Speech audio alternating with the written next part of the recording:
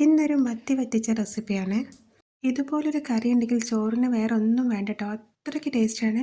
ഉണ്ടാക്കാനും ഭയങ്കര എളുപ്പമാണ് കേട്ടോ.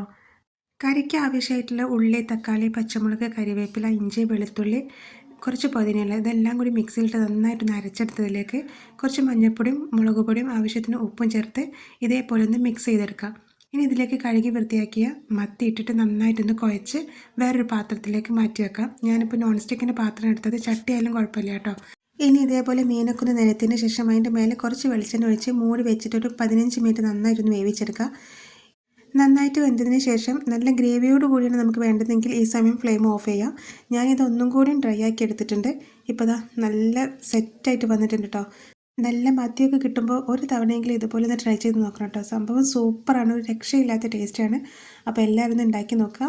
ഈ ഒരു കറി ചപ്പാത്തിൻ്റെ കൂടെയും ചോറിൻ്റെ കൂടെയും ഒക്കെ മാച്ചാണ് കേട്ടോ. ഇതുപോലുള്ള വീഡിയോസ് കാണാൻ വേണ്ടിയിട്ട് എൻ്റെ ചാനലൊന്ന് സബ്സ്ക്രൈബ് ചെയ്ത് എന്നെ ഒന്ന് സപ്പോർട്ടും കൂടി ചെയ്യണം കേട്ടോ.